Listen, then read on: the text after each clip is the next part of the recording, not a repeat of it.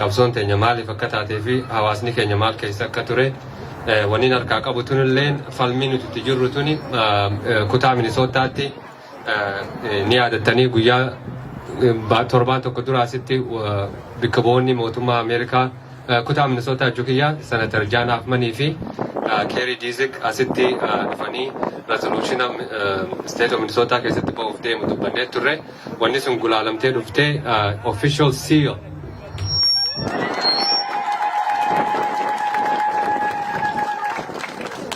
kan ammaan tana eega wanni kun namni irratti mallatteesse Secretary of State Carol Ludeman, Chair of Senate Committee on Rules and Administration Paul Gazalka, and namoonni lameen waan kana sponsor godhe immoo Senator John Hoffman naannoo Brooklyn Park Kurraapidii fi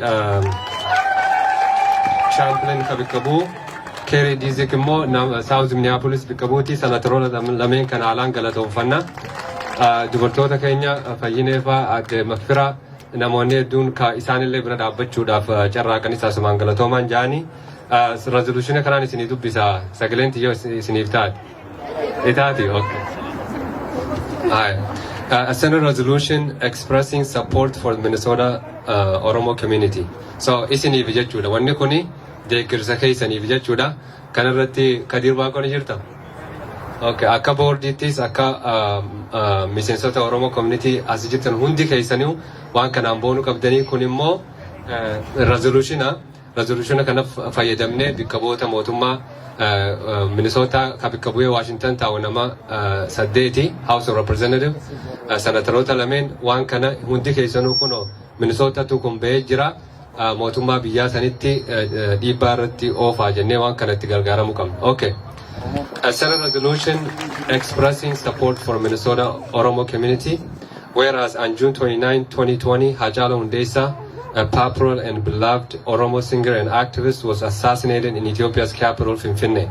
And as of June 30th, the government of Ethiopia arbitrarily arrested and detained prominent Oromo political figures, imposed restrictions on freedom of expression and freedom of association, and continues the use of excessive force or killing of Oromo people.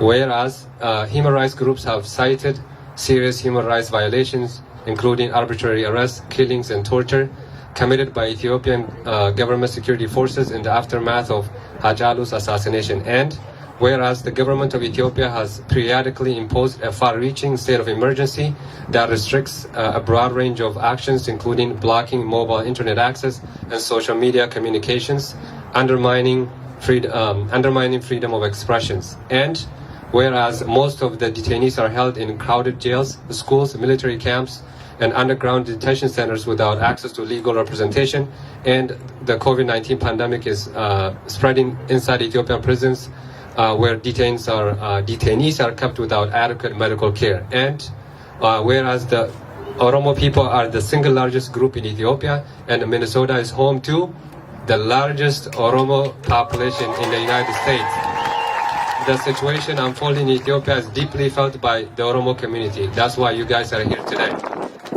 Whereas the United States citizens and Minnesota residents are wrongfully imprisoned and detained without due process. Now, therefore, be it be resolved by the Senate of the state of Minnesota that it stands with the Oromo community, and the people of Ethiopia condemns the use of excessive force by Ethiopian security forces and urges the United States government to pressure the government of Ethiopia to end rights abuses, to stop use of excessive force, including the killing of unarmed protesters and the wrongful imprisonment and detention of political leaders, journalists, and activists exercising their constitutional rights to freedom of assembly, association, and expression. Hold accountable those responsible for killing, torturing through fair and public trials. Demand credible, independent, transparent, and impartial investigation of human rights abuses, and implement an inclusive dialogue to restore peace, justice, and inclusion. Be it further resolved that the Secretary of State is directed to prepare and enroll a copy of this resolution to authenticated by the Secretary's signature and that of the Chair of the Senate Rules and Administration Committee and transmitted to the Oromo community of Minnesota.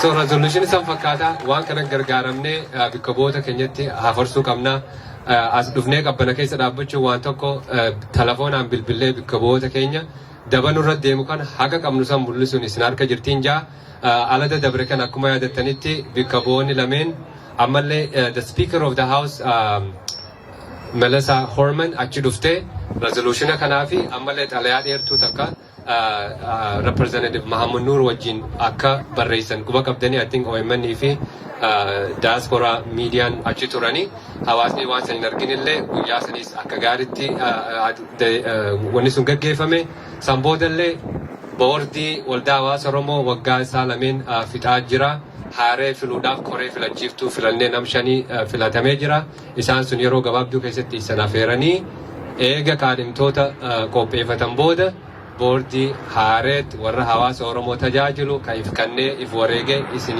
isin tajaajiluuf ta'a filachuuf teessanii wal bulchuun asumaa jalqabdi sanii mitan biyya keenya barbaadaa jiru sanis asitti akka inni irraanfanneen isin jaa san qofaa miti naannoo Minneapolis fi St. Paul kanatti heddumina qabnu kanatti fayyadamuu qabna we need to be power in this country hedduminni keenya kun firii jijjiiramuu qabu barana nama school board fiigaa jiru maqaa beektu eenyu isin Jamila Mame bira akka dhaabbattan St. Paul School District jechuun is one of the large school districts St. Paul keessa barattoonni Oromoo nama 400 jaameeti shalagama namni keenya achi jiraatee iddoo akkasiitiif tattaaffii akkasii godhuun haalaan nama boonsaa yeroo gabaabduu keessatti bikka bu'aa city council ta'uun irra jira yoo xiqqaatte immoo sagaleen nuti kan immoo sagalee mul'attu tammoo hoggaa nuti itti haajamnellee waan akkanaa kana barreessanii ijoollee teenya taasif guddattuuf illee bikka hojiitis akka baasan isaan kun akka muuxannoo argatanii fuula duraafis akka lammii Ameerikaatti akka jiraataa Minisootaatti akka nama guutuu tokkootti waan barbaadan akka godhaniif akka nu bira dhaabbataniif nuti tattaafachuu qabna namni ulaa dhadhee isin akka qabdan namni jahu jira hin jiru nuti dhiitannee ulaallee cabsinee ol seennee achi keessa jiraachuu qabna yoo wanni hambise jiraatte sittiin dabarsaa fayyaadaa. Galatoomi Dr. Ibsaa. Mee dubartoota keenya takkitti harka waliidhaadha takkitti harka fiidhaa. Galatooma dhiibbaa barana itti godhaa jirru hedduu waan nama boonsu akkasumatti itti fufuu qabna warra waan nuti gaafanne yerootti akkanatti bareechee katabee nuuhanne kana bira dhaabbatuu qabnaa miti bira dhaabbatuu qabna akka kursii isaan barbaadan sanirra nuuf taa'an ummata kana vooti godhuuf illee qabna gaafa isaan waa barbaadanillee bira dhaabbannee gargaaruu qabna Dr. Ibsaan waan jee jiran maantana isaan qofan odoon taane namni keenyaaf seenuu qabaami asirraa illee deemee waayit haawusitti nama keenya argatu qabnaami haya sanaa jecha naafi Dr. Ibsaan Senator John Hoffman fi Kerry Ojaasonee ture ijoollee teenya ijoollee yuuz nama interest ta'ee karaa politikaatiin akka isaanii wajjii akka volunteeritti dalaganii experience kana fudhatan achumaanillee yoo karaa san deemuu fedhan itti fufuu akka danda'aniif waan akkasii isiniif godhuu danda'anii jiran namni waan akkanaa feetan yoo jiraatan Dr. Ibsaan ni jira nu qunnamaadha karaa saniin haala itti muuxannoo argattan isiniif mijeessinaa jechuudha kanaaf please itti yaada ilmaan keenya gizee hundaas dhufnee nama kadhatu godhan taane nuti paawara san qabaannee nuti waan isaan katabannee achi geessinee dhiibbaa irratti goonaa jechuudha. Kanaa jecha waan nuti generation duraatiimi biyya kanatti ilmaan keenya second generation asitti dhalatanii ilmaan keenyatti dhiibuu qabnaa jechuudha. Ilmaan keenya warra interest akkanaa qabu biyya kanatti akka bakka kana nuu seenan bira dhaabbatuu qabna. Akka bakka kana nuu seenan dalaguu irratti hojjetuu qabna. Ilmaan keenya irratti ijoollee teenya qeerroo qarree warra amma lafaa ka'ee jiru jechuudha. Warra interest politikaa qabu hedduu jira. Please bikka jirtanitti steeta jirtanitti fiigaa ofisa city council eegaluu dandeessan achi meera ta'uu dandeessan governor senator achumaan ol deemaa deemtanii maaltu beeka pirezidaantii Ameerikaa ta'uu dandeessi ijoolleen keenya barumni biyya isaaniitiin biyyatti tun kanaaf jecha ijoollee keenya kana barsiisatu qabna giza hundi nama gaafatu hin qabnu nuti bakka kana seennee murtii fi kan nu danda'u qabna kanaafu kanarratti hojjedhaa galatoomaa warri ummata kana birallee dhaabbatanii kana durallee waliin hojjetaa jirtan dubartiin dhiirri keenya illee hedduuratti participate godhuu qabdi warra akkanaa kana warra nu barbaachisu gaafa isaan nu barbaadan bira dhaabbatuun dirqama keenya everti fudhadhaa galatooma. Akkam jirtu hordoftoota OMN kan argamnu state capitalii yookaan galma bulchiinsa Minnesotatti argamna galma bulchiinsa Minnesotatti kan argamne har'a hiriira dubartootaan geggeeffamu irratti argamna. Hiriira kanarratti akka oduu ammeetti yookaan breaking newsitti waan darbuu danda'u oduu gammachiisaa tokkotu asitti yeroo muraasa dura dhihaatee wanti dhihaate kun maali akkamiin as gahe kan jedhu ilaalchisee warra waan kana bakkaan geessuu keessatti gahee guddaa taphatan wajjin turtii godhuudhaaf deemna.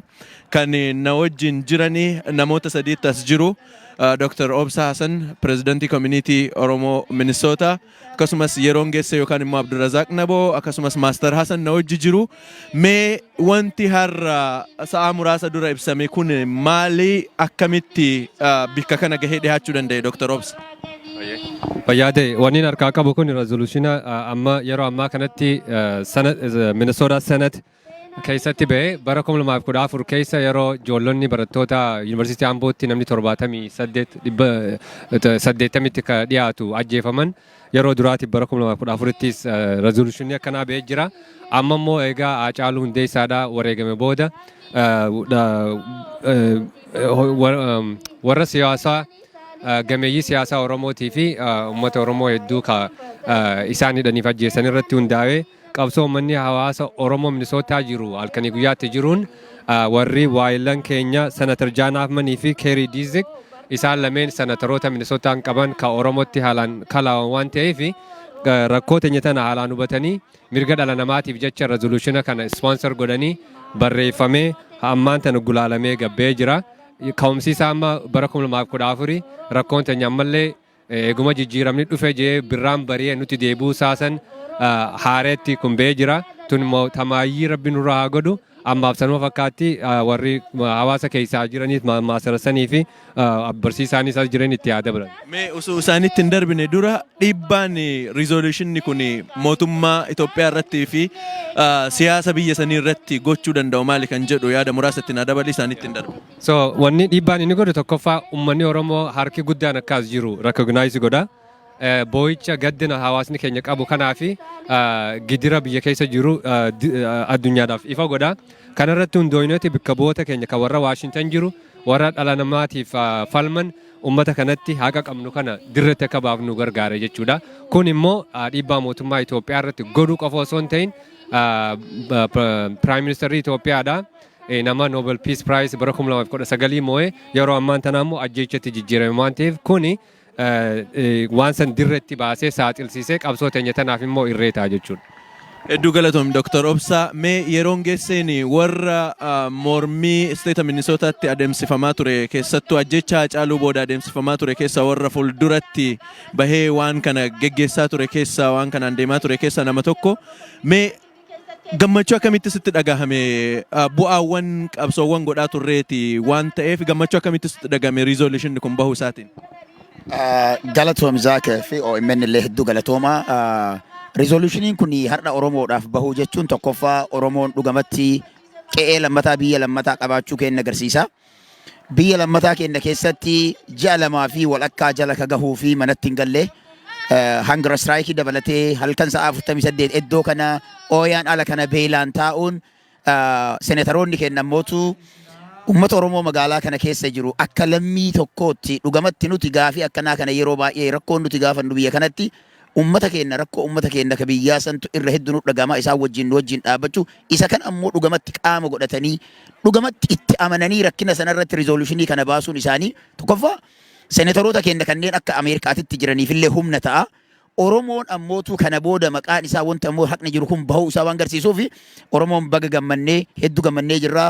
Ani dhugaa dubbachuuf Dr. Obsaan dura bu'aa boordii hawaasa Oromoo magaalaa kanaati qabsoon inni godhaa ture akkaataan nuti ittiin mari'ataatiin turre dudda duubatte jechuudha warra hiriira bahuun boodallee warri taa'eetiin waan kana irratti bakka nuti dhaqqabuu hin dandeenye warri dhaqqabaatiin ture hundumti keessanuu baga gammaddanii injifannoon kun injifannoo ummata Oromoo hunda Oromiyaa xiqqoo keessatti wanti kun dhufuun Ameerikaa irratti sadarkaa biyyaatti illee kan kana diranii akka gadi bahuu fi kan ammootu humna nu ta'e anniisa biraa nu ta'eetiin akka nuti manatti hin galle daranuu akka hojjetu kan nu godhuudha jedhaan. Thank you. Hedduu galatoomi yeroon geessa yookaan Abdurrazzaaq Maastar Hasan ittiin darbaa. Maastar Hasan mee atis namootuma hiriirawwan deemaa jiran kana keessatti adda durummaadhaan hirmaachuu qofa osoo hin ta'in qindeessuudhaan warra koree waan kana kaleessu keessatti gahee guddaa taphataa ture. Rizooluushinni kun egaa ergaan isaa maal akka ta'e Dr. Obsaan nuuf himee ture. Kanaaf rizooluushinni kun bifa kanaatiin gad bahuu kanaan maaltu sitti dhagahame? Tole galatoomi ani waa hunda caalaa wanna mul'atu wanna gammachiisu maali olaantummaan abbaa irree Dr. Abiy gartee an nama nagaati jechaa irrummatti deebi'ee Oromoo ajjeesuu san namni adiin hubachuusaati.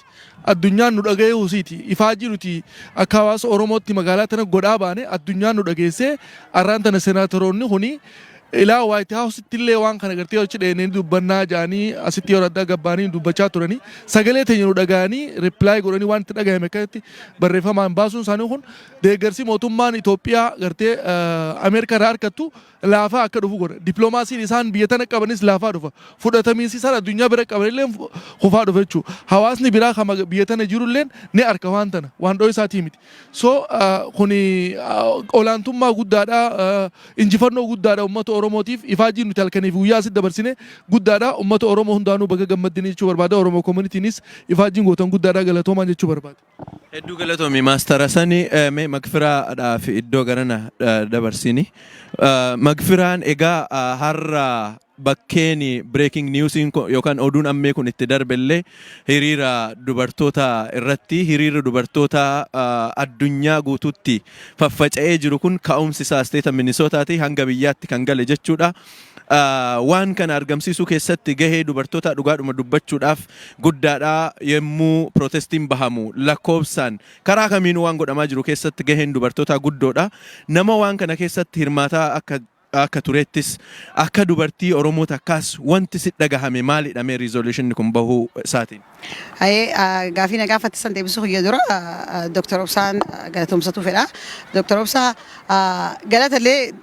galatoomsi jechuullee natti ulfaata maaliif dirqama keetii akka Oromootti kanaaf garuu wanni ati hojjetaa jirtu namni argu yeroo hedduu maaliif behind the scene dalagaa jira waan dalagaa isaa taayimii fudhatee warra waan yeroo gabaabaa isa jala bubbu'eetu waan takka isa jala laalaa jira gaafan isa jala deemee kan laaluun waan inni hojjetaa jiru uummata keenyaaf naagale wallahi ani silaa odoo amata dhibballee Oromoo komitii ati nuun deemte irra gammadaa hojii ati hojjettu irraa jechaa fi hedduu galatoomi. Galanni kan bilisummaa ta'u nu hundaafuu akkasii garuu gaafii ati gaafatitti yeroo deebi'u injifannoon kun injifannoo guddaadha. Hedduun itti gammadee waan kana argatuuni maaliif waan tokko wanni ati itti hojjettee firii irraa argatte waan hanga san nama gammachiisu hin jiru. Usnee akkatti baanee iyyinee waan godhaan hunjaan deemnee goone yoo wanni takkasiin dhufne hamilee si bu'a waan kanis garuu wan dhiibbaan nuti godhaa jirru uummanni kun akka attention nu kannanii laalanii wanni kun maali jecharraa keessa hubatanii waan biyyatti deemu san illee hubatanii resolution kan nu dabarsanii sun injifannoo guddaa Oromoodhaa fi kun waan akkana kana gaafa argatte guddaaf dhiibbaa akka gootu si godhaa jechuudha motivation guddaadha sanirraan illee dabre kanaafu akka dubartitti hedduu gammachuun natti dhagahame hedduun ittiin boone dubartii Oromoodhaa addunyaa guutuu jirtu.